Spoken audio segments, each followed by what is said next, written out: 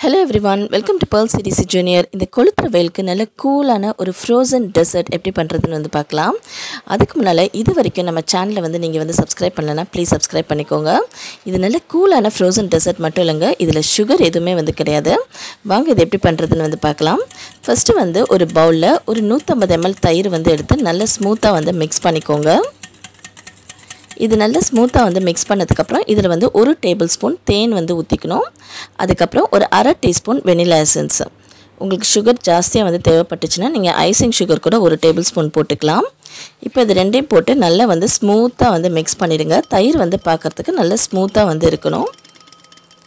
இது நல்லா மிக்ஸ் பண்ணதுக்கப்புறம் சாக்லேட் கனாச் வந்து ஒரு டேபிள் ஸ்பூன் எடுத்து வச்சுருக்கேன். இது இல்லைன்னா நீங்கள் சாக்லேட் சாஸ் கூட போட்டுக்கலாம். இது போட்டுட்டு நீங்கள் ஸ்மூத்தாக வந்து மிக்ஸ் பண்ணிக்கலாம். இல்லைனா இப்படி ஒரு மாதிரி மார்பிள் பேட்டர்ன் மாதிரி லைட்டாக வந்து மிக்ஸ் பண்ணிக்கலாம். இப்போ 6 inch ஒரு சின்ன ட்ரே வந்து எடுத்து வச்சுட்டு நம்ம மிக்ஸ் பண்ணி வச்சுருக்கிறேன் இந்த தயிர் மிக்சரை இதில் வந்து போட்டுக்கிறேன். நீங்கள் பெருசாக கூட வந்து எடுத்துக்கலாம். ரொம்ப திக்காக வந்து போட்டுறக்கூடாது. நல்ல தின் லேயராக இருக்கிற மாதிரி தான் வந்து போடணும். அப்போ தான் உங்களுக்கு சாப்பிட்றதுக்கு வந்து நல்லாயிருக்கும்.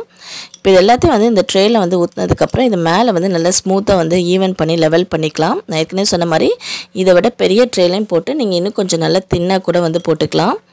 இப்போ இதுக்கு மேலே வந்து ஸ்லைஸ் பண்ணி வச்சுருக்கிற பாதாம் பருப்பு வந்து கொஞ்சம் தூவி வந்து விட்டுக்கிறேன். அப்புறம் இதுக்கு மேலே ஸ்ட்ராபெரி வந்து ஸ்லைஸ் பண்ணி வச்சுட்டு இது வந்து நான் வந்து போட்டுக்கிறேன். இதுக்கு பதில் நீங்கள் சாக்லேட் சிப்ஸ் கூட வந்து போட்டுக்கலாம். இல்லை வேறு ஏதாவது ஃப்ரூட்ஸ் கூட நீங்கள் போடலாம். பனானா கூட வந்து போடலாம், ரொம்ப நல்லாயிருக்கும்.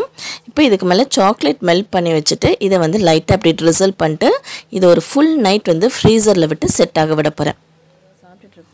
இப்போ அடுத்தது வந்து இன்னொரு பெரிய பவுலில் மறுபடியும் ஒரு 300 ml வந்து தயிர் வந்து எடுத்துக்கணும். இது கூட வந்து ஒரு 3 டேபிள் ஸ்பூன் தேன் வந்து சேர்த்துக்கணும். அதுக்கு முன்னால் இதை நல்லா வந்து மிக்ஸ் பண்ணிக்கோங்க ஸ்மூத்தாக.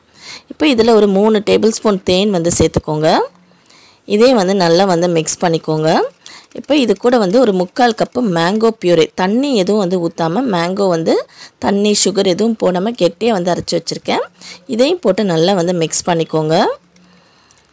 இது வந்து உங்களுக்கு ஐஸ்கிரீம் மாதிரி இருக்காதுங்க, ஒரு மாதிரி ஐஸ் மாதிரி தான் வந்திருக்கும். ஆனால் சுகர் எதுவும் இல்லாமல் இருக்கனால இது ஒரு சூப்பரான வந்து டெசர்ட் மாதிரி வந்து இருக்கும். இப்போ ஒரு 9 inch ஸ்கொயர் ட்ரே வந்து எடுத்துகிட்டு நம்ம மிக்ஸ் பண்ணி வச்சுருக்கிற இந்த தயிரை வந்து இதில் வந்து ஊற்றிக்க போகிறோம். ஊற்றிட்டு இதை ஸ்மூத்தாக வந்து லெவல் பண்ணிக்கோங்க. நான் ஏற்கனவே சொன்ன மாதிரி இதை விட பெரிய ட்ரேயில் போட்டு நீங்கள் இன்னும் கொஞ்சம் தின்னாக கூட வந்து போடலாம். ஸோ இது வந்து ஐஸ்கிரீம் அது க்ரீமியாக இருக்கும்னு எந்த எக்ஸ்பெக்ட் பண்ணாதீங்க. நல்லா ஐஸ் மாதிரி சூப்பராக வந்திருக்கும்.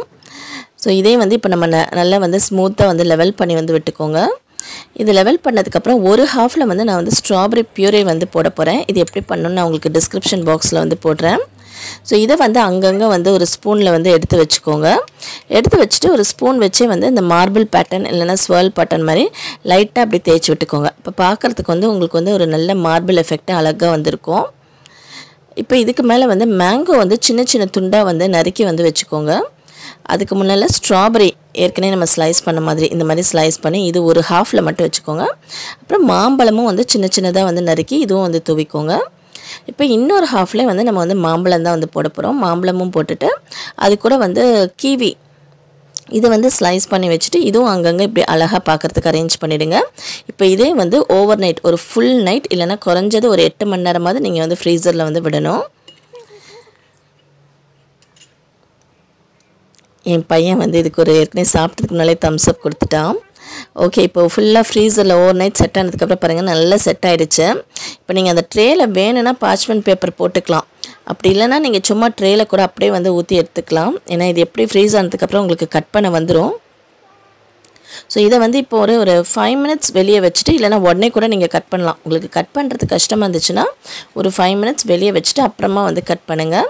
இப்படி நீட்டாக வந்து ஸ்லைஸ் பண்ணிவிட்டு வெளியே எடுத்திங்கன்னா சூப்பராக வந்து வந்துடும். அதுக்கப்புறம் அது சாப்பிட்றதுக்கு செமையாக வந்துருக்கும்.